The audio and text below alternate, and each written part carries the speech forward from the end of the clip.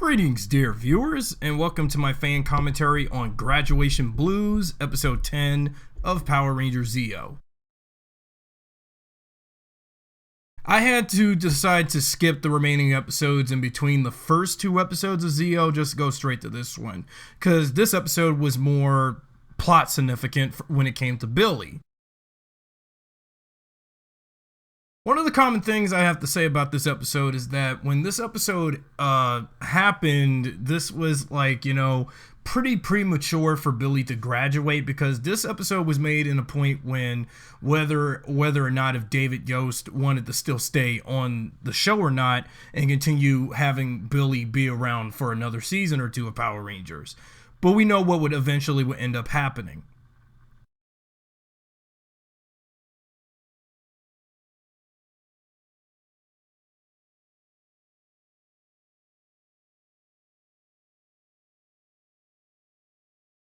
This is one of the rare first instances we ever see Mr. Kaplan's office at Angel Grove High School. Probably the only time we'll ever see his office. Oh, and Isaac Florentine directed this episode.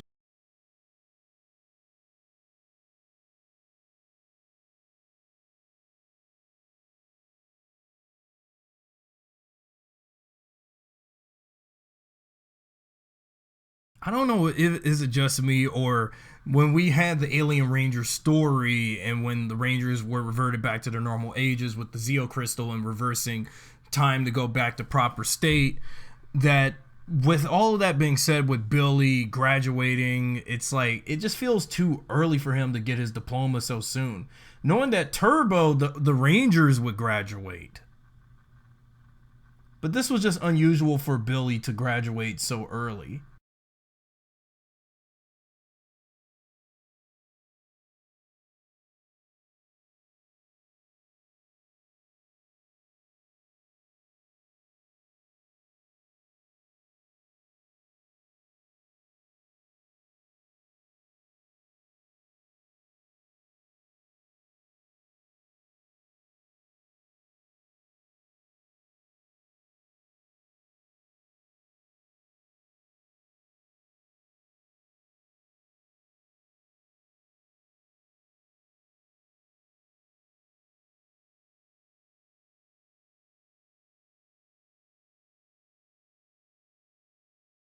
Once as soon as Bulk and Skull summon Goldar and Rito to come out to pick up some trash around Angel Grove Park, then comes Sestro and that one of the few ships that the Equation Rangers would have in case if something went wrong as an emergency.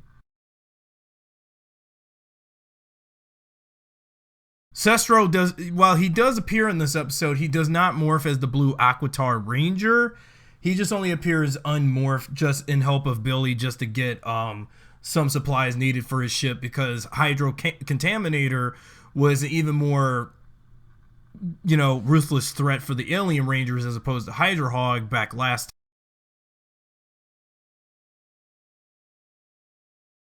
These two idiots don't realize that it's an alien ship and they don't know who's on that ship. This is one of the few instances where Bulk and Skull would come across one of the Equations.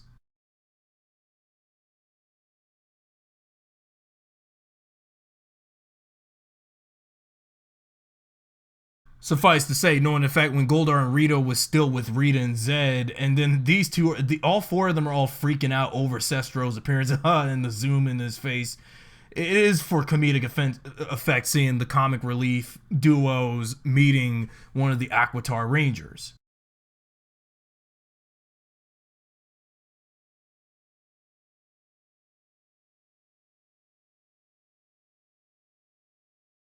Even despite the fact that, as much as I, have been here and there with the Alien Rangers, one of the few things I always never did liked about them is that when they do speak, whoever was in charge of editing their voices to sound alien, they never scaled back on the amount the underwater vocal effect.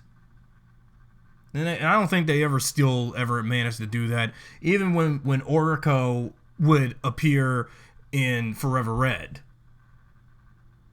and they're having a graduation party at Ernie's Juice Bar because, like, you know, they will have this kind of thing again when the Rangers graduate next season in Turbo, but this is very sudden. And by the way, where's Billy's parents in all of this? You can tell even behind the scenes when they did this episode, this was like, you know, the way how Skull is acting strange about Billy. And, you know, this whole episode was the, you know, one of the epitones of as to why Billy had to leave multiple times during the season because, yeah, Sestro knows who Billy is because he helped the Alien Rangers last season. So as a favor, he's going to help, you know, given the fact that Billy helped the Equation Rangers during the miniseries. So as a favor, he's going to help them because hydrocontaminator contaminated their water source, so they needed Billy for help. See, and Bulk should have been careful when he slapped Billy in the back of his head, knowing that Billy still has his contact lenses, but when Sestro does it, and then because Billy's contact lenses are so small, when he accidentally smacks him in the head too hard when he says the line, "Don't mention it," with a slap, you know that his contact lenses had came out and they're very small and invisible, and then Alpha, you know, should have been careful stepping on his contacts, and that's why he had to use his glasses.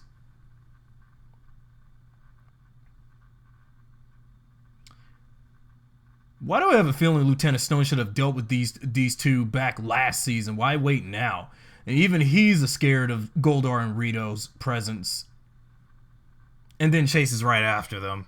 Strange.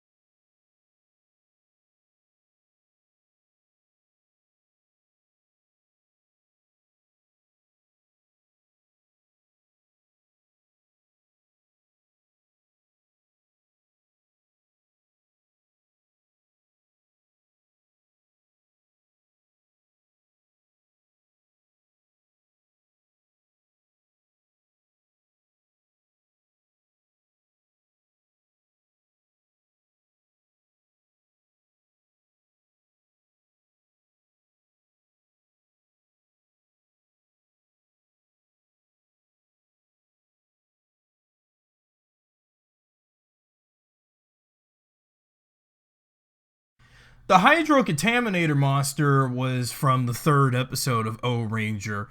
The big use for him was, he had a totally different purpose as opposed to what we had in the early episodes of the Sentai.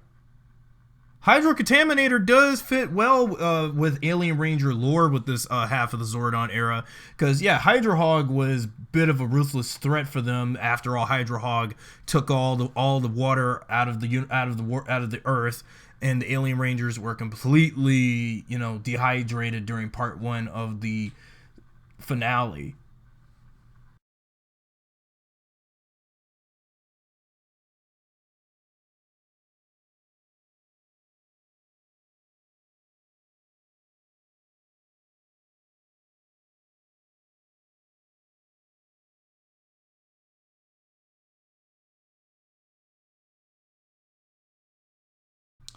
Well, motion sensor controls before motion sensor controls actually made it big. So in that case, is the supplies that the ranger, for the Rangers to be used for the Zeo blaster, because it's just a bunch of spare random parts for Billy to make the weapon for the Rangers, with all the whatever particular tools available that was in that case.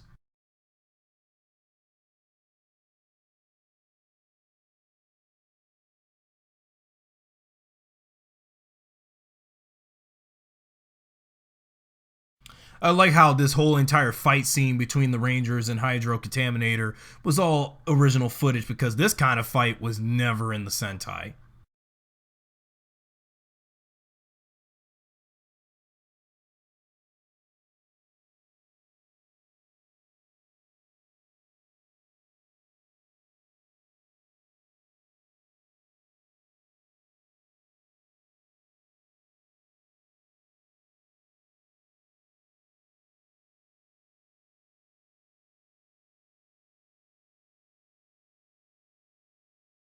Seems like Hydro Hog is going to do a repeat of what Hydro Contaminator is going to be a repeat of what Hydro Hog did with the water supply of Angel Grove, because he's going so close near the water.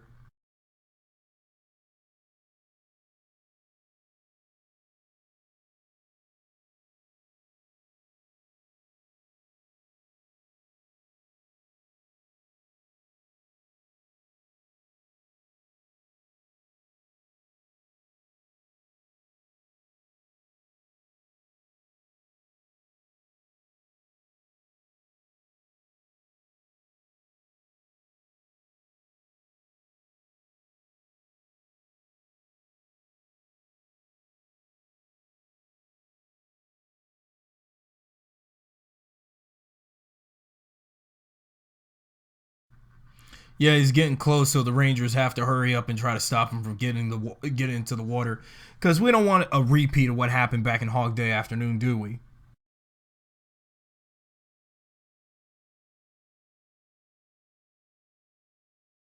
And then Tommy doing the Z05 power kick move on him to stop him, so that was a great maneuver.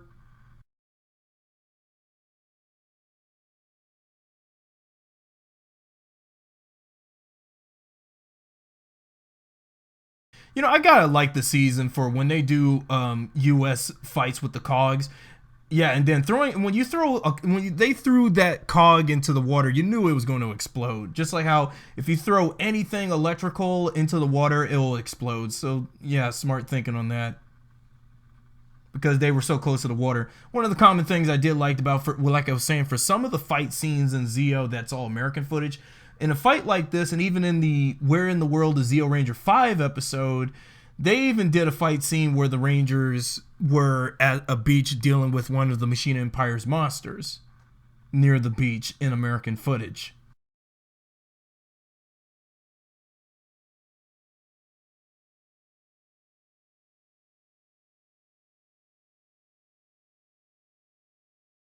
I forgot to mention also how Bulk and Skull failed to recognize the fact that when we had the Alien Ranger story, they didn't even recognize Sestro when they were still kids, but as adult Bulk and Skull, they recognized Sestro. But that was their first time noticing that people like Sestro of the Equation species would encounter the two.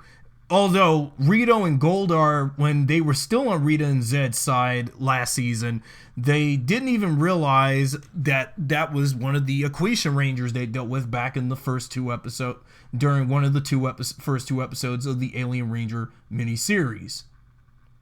But they should have even recognized them, but despite the fact they still have amnesia from what happened earlier.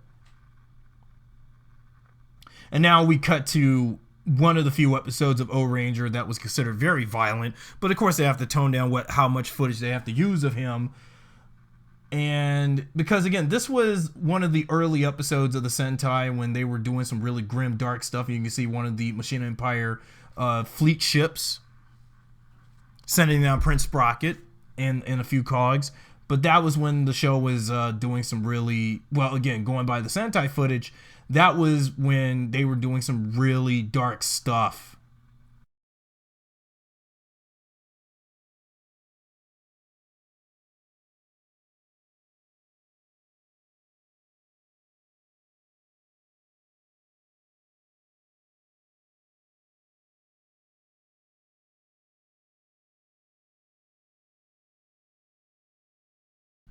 Yeah, all the random parts on the table for the Zeo Blaster, and then we cut to the footage of the Rangers dealing with cogs from, on the rooftop. And again, this was taken from the third episode of O-Ranger when they did this the same. And in an industrial plant.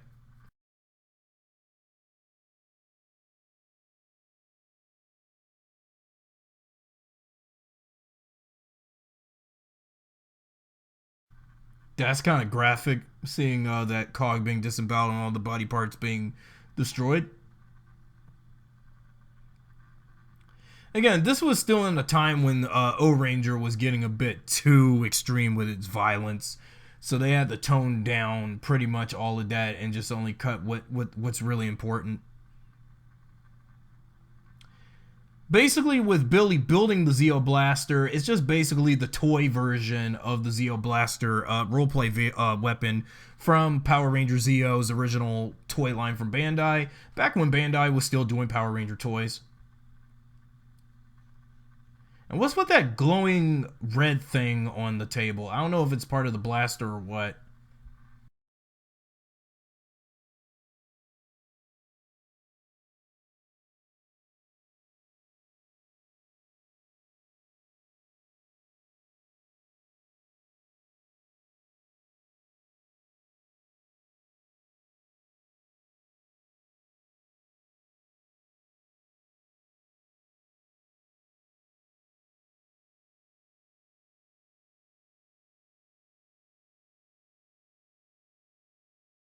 And like I was saying, when Bulk did it, Sestro really should have never slapped Billy so hard in the head when he said don't mention it, and then right there. But briefly, if any of us in the audience was to watch Alpha get so close to Billy's where his contacts fell, we can't even see them because they're so small and invisible.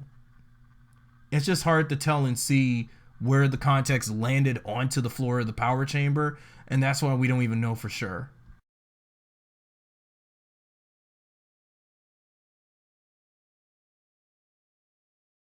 I can't even tell if that was Hydrocontaminator's eye or what, because it doesn't even really have a face.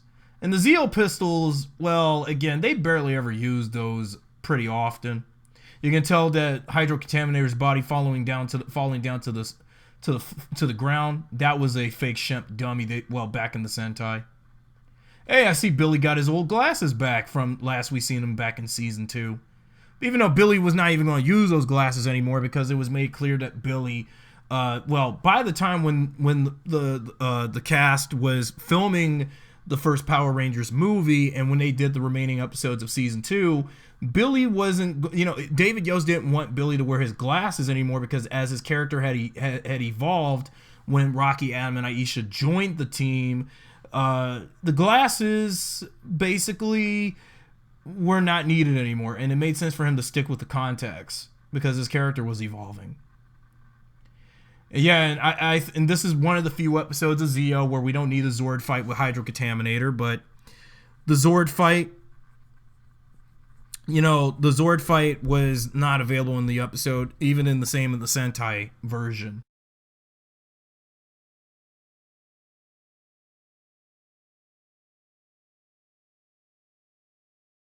And so this part here is where, this last scene of the episode here is where we start seeing this ongoing trend with Billy leaving and disappearing on and off in the show. Because again, as we learned once we got to the season, and with this being Billy's last season of Power Rangers, it really sucks that, with all the theories and conundrums about what if Billy, behind the scenes while he was doing some stuff for the Rangers when we were still dealing with, with the Zeo powers, and then them using the power to take down the Machine Empire throughout the 50 long episode season. And with the theory that behind the scenes somehow he probably was making the turbo powers behind the scenes. But we don't know for sure because it's never been confirmed in universe, but it's just all been fan speculation. And then Billy going to leave his chemistry book behind because in case he needed it though. But this was just that theory because we've been seeing Billy on and on again, off again in Zeo because again what was going on behind the scenes between David Yost and everyone involved in over at Saban, all the showrunners at the time that were mocking and teasing him of his sexuality and stuff. That would explain why that's why David was given a bad hand when filming Zeo. And it seemed like that's why we keep seeing him much less often. There have only been times when we do see Billy, and there are times we don't see him. And it looks like a coincidental foreshadowing point when we get to Turbo, when 4 of the Rangers were, went from being shrunken to size, and then when they were on one of Divatox's torpedoes, and then when the seismic activity of the ground with the smoke would make them turn back to normal size. Foreshadowing, but that came from the jet exhaust from one of Sestro's ships. Yeah, this is starting to become one. This was an episode that I think needed to open up and raise why did Billy started leaving. And, we really enjoyed his character, but this is not the end for him. We have way more episodes down the line when we keep seeing him on again and off again in the show. And yeah, this is the beginning of that turning point with